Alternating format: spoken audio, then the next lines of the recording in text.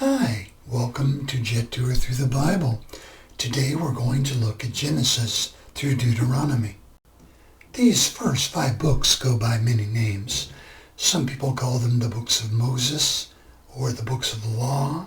Some people call it Torah, which means law, or my favorite, Pentateuch, which means 5 books. So in Genesis 1 and 2, we learn about the creation. Here God creates the heavens and the earth in 6 days and rests on the 7th day. He creates Adam and Eve on day 6 in the image of God and gives them a wonderful mandate. Fill this earth and subdue it. He gives us a good earth full of good things, a wonderful purpose, and then says, you have all of this earth. One tree is for me, the tree of the knowledge of good and evil. Don't eat from it. Don't eat the fruit, because the day you do, you will surely die. In Genesis 3, we come to the fall. Here Satan comes to Eve and first challenges her to doubt God's word. Did God really say? Then later on to just flat out deny it. You will not surely die. As a matter of fact, you'll be better off if you sin. These are lies we deal with today. But this was the first time we heard these lies in the garden, and Adam and Eve believed them and ate, and in doing so, changed who they were. They died. Spiritually, immediately, and hid from God. God talks to them, then finally judges them, and they are driven from the Garden of Eden. And this is the key question the Bible answers. How can a holy God live with sinful people? Life outside of the garden does not go well. It only takes a few chapters until Genesis 6, when our thoughts and our hearts are fixated on evil all the time. So God judges this evil. He sends a worldwide flood, completely obliterates the human race, saves animal life, and 8 people. Noah, his wife, their 3 sons, and their wives, to restart the earth. Throughout the Bible, Noah's flood is a sign that God judges. He will judge. He is the judge. He doesn't necessarily do it in our time and the way we would do it, but that God is judge, has judged, and will judge is true because of the flood. After the flood, instead of filling and subduing, people decide to stay. God doesn't like this plan. It's not his plan. So he confuses their languages at the Tower of Babel and drives humans to the 4 corners of the earth. And this brings us to the end of Genesis chapter 11, the Bible's introduction. The rest of the Pentateuch, from Genesis 12 to the end of Deuteronomy, can be explained by a simple literary comparison. And I've got to tell you, when I first heard this, it's like just all sorts of stray things in my head just coalesced. It just makes so much sense. I can't wait to share this with you. So let me just share it with you. Let's start. The rest of the Pentateuch is driven by a comparison of 2 men. These 2 men are Abraham and Moses. Abraham lives by faith and walks in the promised land. Moses lives by law and dies outside of it. The Pentateuch is giving us a positive and a negative example of how God can live with people. First, Abraham, who lives by faith and walks in the promised land.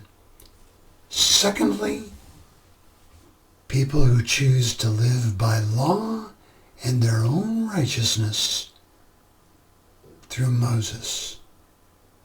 They die outside of it. I want to explain this contrast by comparing the two covenants.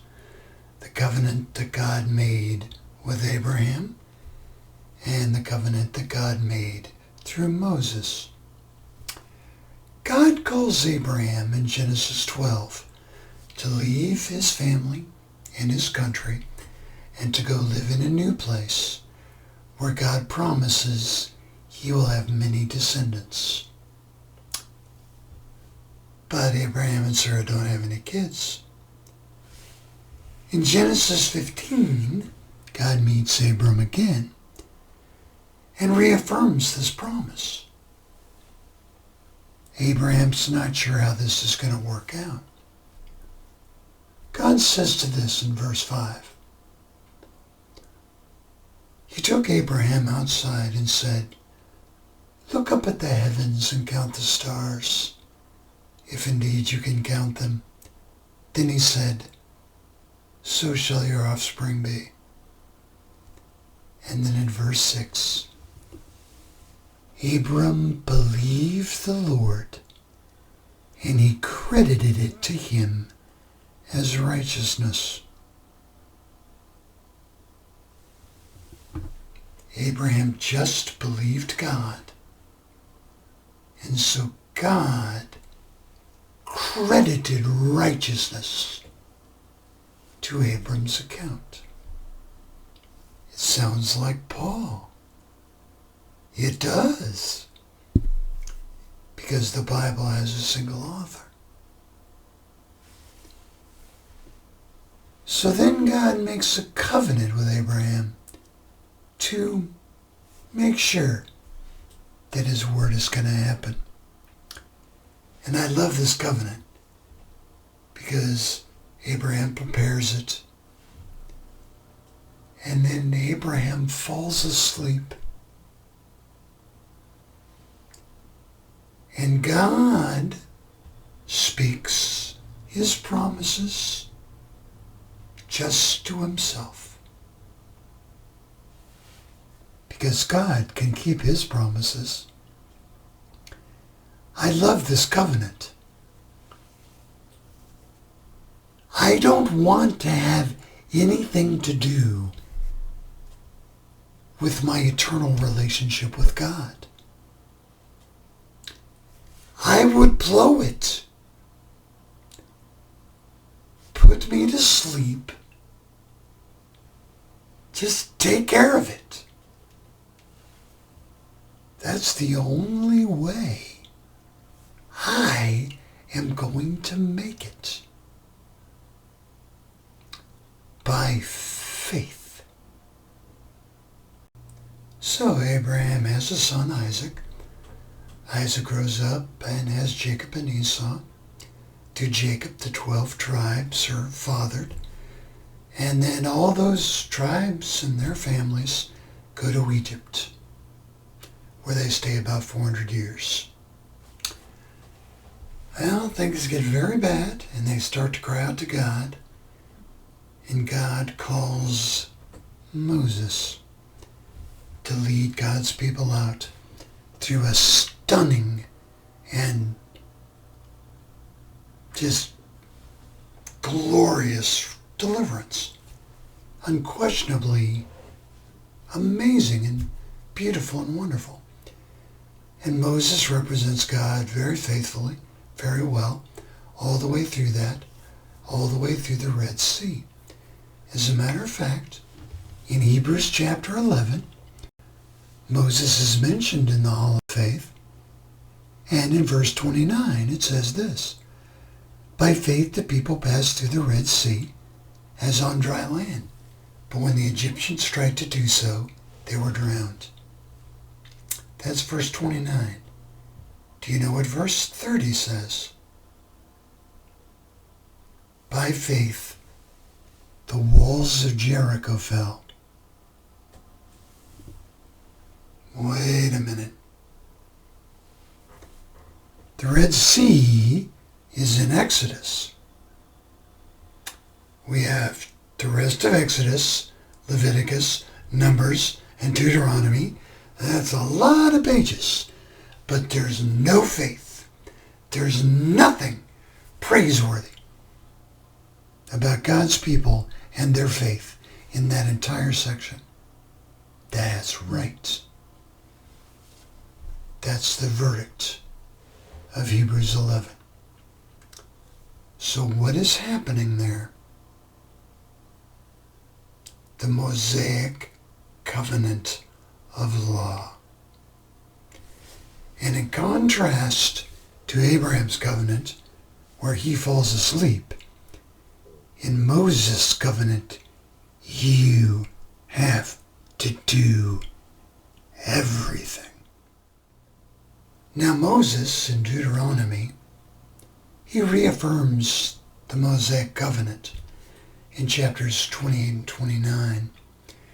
And I just want you to listen to the first verse of Deuteronomy 28. If you fully obey the Lord your God and carefully follow all his commands I give you today, the Lord will set you high above all the nations of the earth.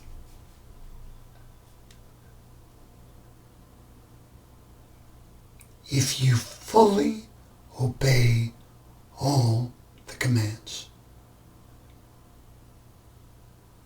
Do you have any idea how many commands there were? Just think about the 10 commandments. Can you keep those? No.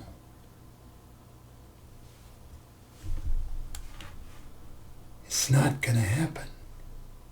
And it doesn't happen because this covenant is conditional. If you obey perfectly, good things happen. But there are also curses for disobedience, starting in verse 15. However, if you do not obey the Lord your God and do not carefully follow all his commands and decrees I am giving you today, all these curses will come upon you and overtake you. And I encourage you to read this. It's terrifying, disturbingly graphic. Could a greater contrast exist between Abraham and Moses? No. Abraham lives by faith and walks with God in the promised land. Moses lives by law and dies outside of it. And figuratively speaking, so does everybody who buys this covenant. Because you cannot obey God perfectly. It is impossible. So our Bible begins with a choice. You can live by faith and walk in the promised land, or you can decide to be perfect and present God your flawed righteousness, which will not work. Works in faith from the very beginning of the Bible, in contrast. Amazing. That's it for today. Thanks for joining me. My name is Martin McCorkle.